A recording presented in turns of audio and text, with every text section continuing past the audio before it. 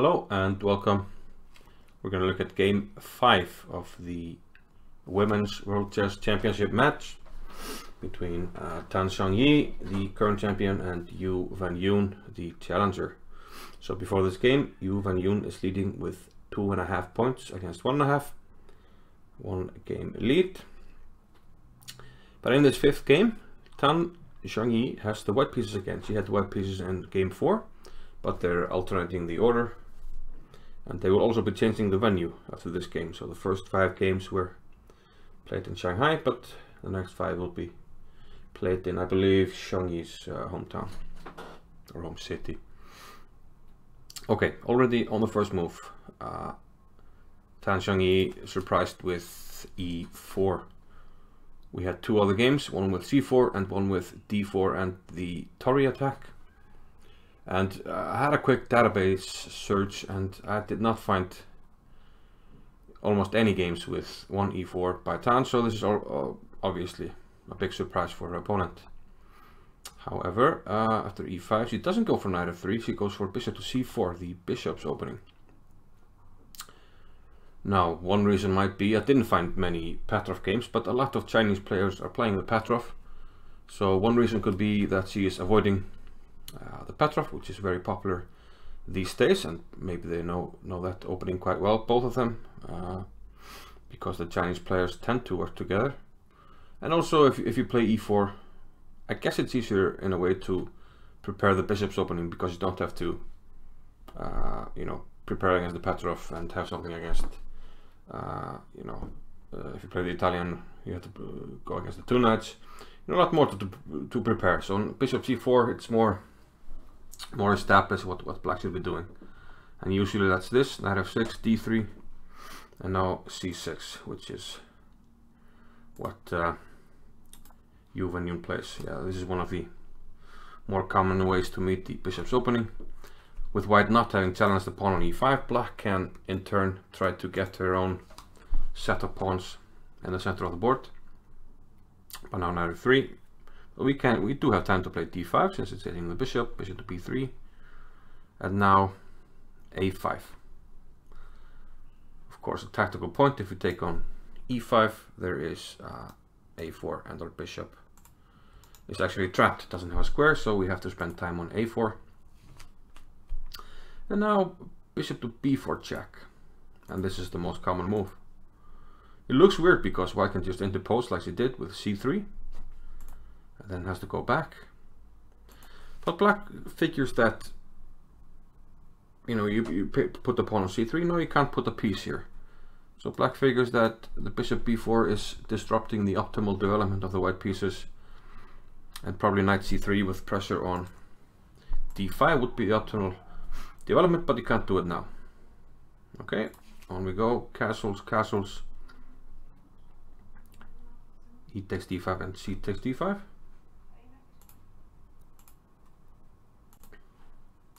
Okay, so white is undermining the pawn on d5, but also we've got a nice square now on b5, which white goes immediately for. Knight to a3.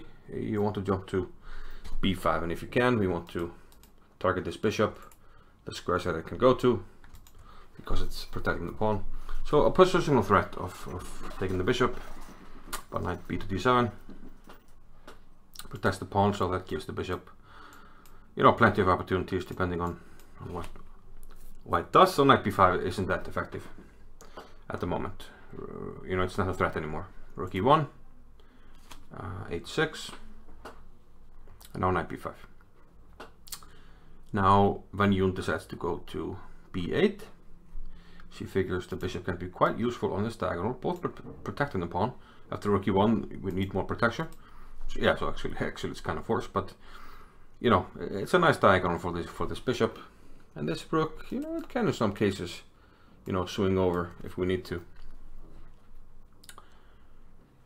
So a nice position for black, but this is probably about equal. I mean, black has these pawns here. White is trying to attack them. If white can't attack them, then black should be just fine. And now a move that, well, it's a very committal move.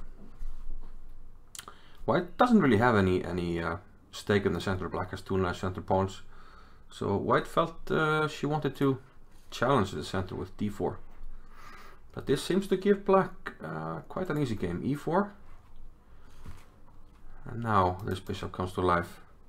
Already after knight d2, we see some ideas of this classical sacrifice on h2. So white has to be careful.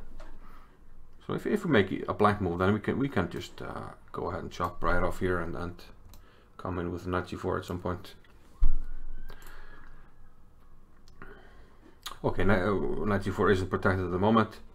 Yeah, okay, exactly. Black to move knight b6, good move. That's what he played, and this is preparing knight g4.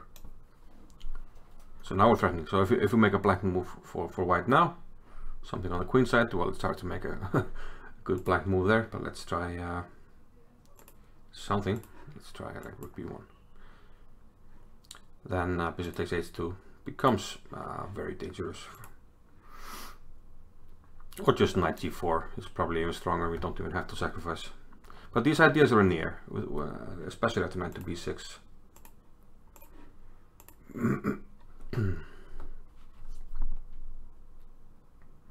f3 now. Okay, she wants to chip away at the pawn on e4, but black tries to hold on to it. Rook to e8. Bishop comes to c2. More pressure on the pawn on e4, but now bishop d7. So the question is, can we take on e4? And the answer to that is probably no.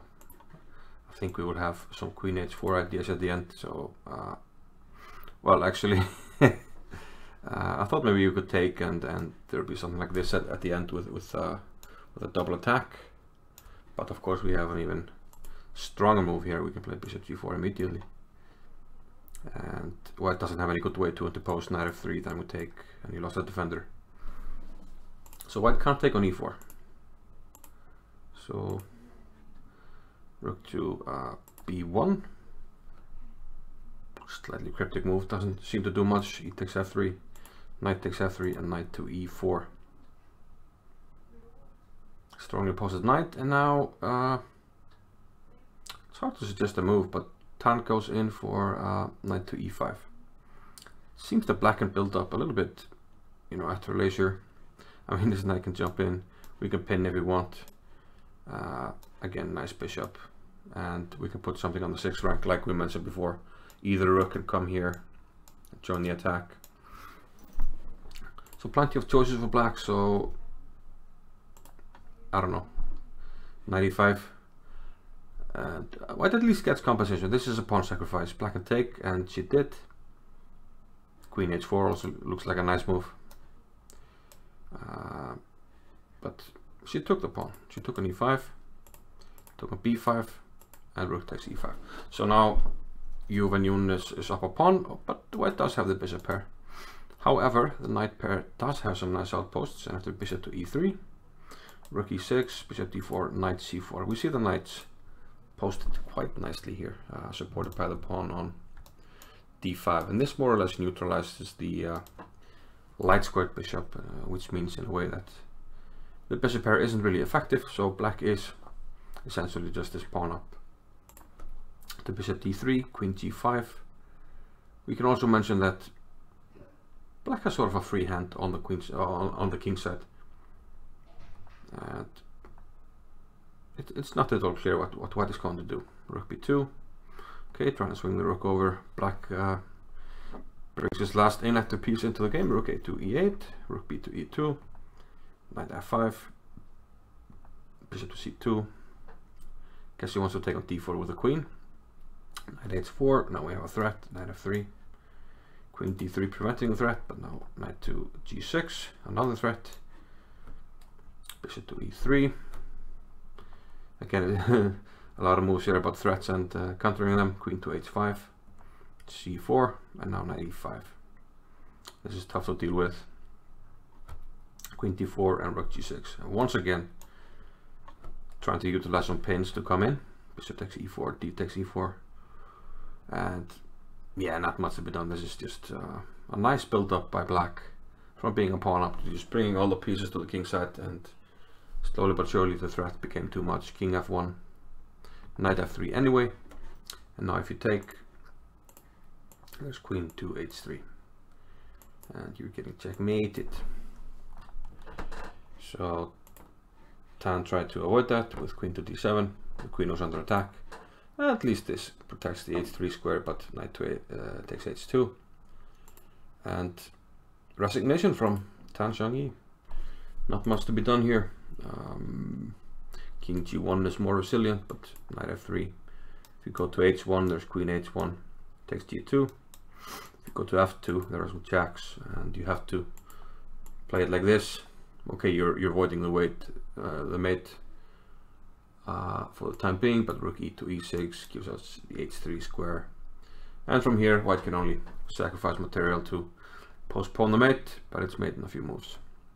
So a nice win by Ju Wenjun, who takes a 2-point lead again. And with Tan Zhongyi having the black pieces in the next game, this is going to be an uphill battle. She has only 2 whites left in the match.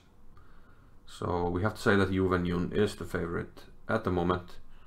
But anything can happen. I mean, 4 decisive games out of 5, so let's see what happens in the next few games. So see you in the next video. Thanks for watching. Bye bye.